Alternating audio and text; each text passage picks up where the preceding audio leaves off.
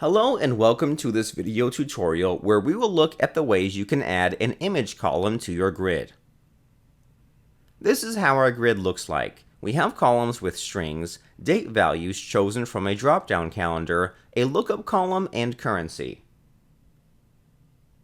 We add a new column of image type.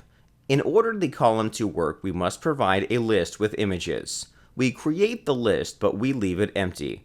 This way, when the column loads, it will render a button, which will allow the user to navigate to an image to be loaded.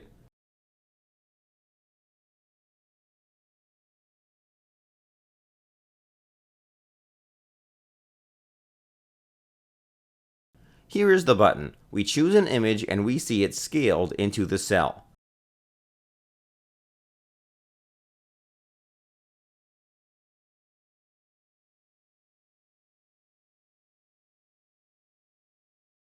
We have copied now a set of images into a folder called Images. If we provide a list with the path to each one of them, they will be loaded by the image picker. We use here the load image list method, which loads images from the server. We use it because the images must be in base64 format. If you want to go without a server, you can provide a base64 representation of the images.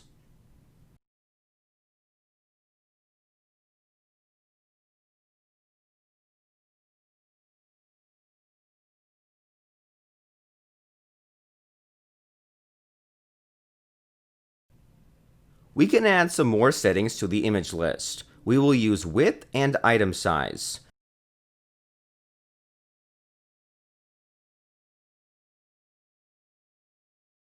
You can check the documentation for the control and see the various properties and events that this class uses.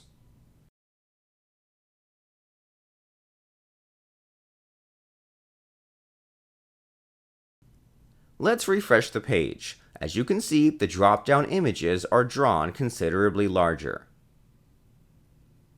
The last method for rendering an image in the grid cell is through custom drawing.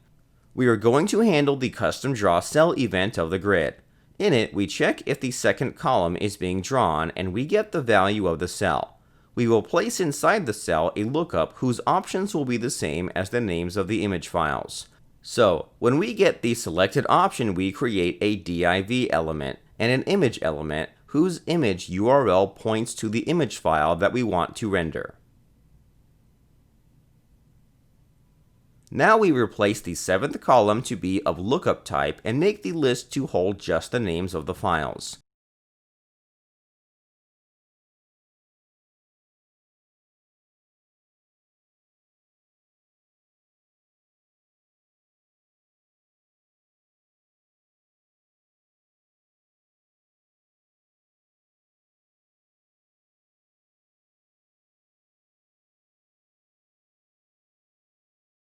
We assign this list to the values attribute of the metadata map property of the column.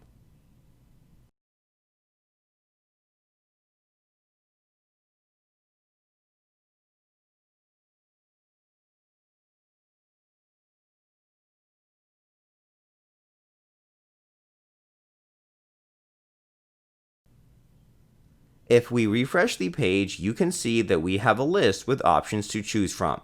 After we choose one, the value gets replaced with the respective image. We can change the size of the rendered image by adding attributes in the HTML code. We use style.width and height to change the size of the image to 30 pixels.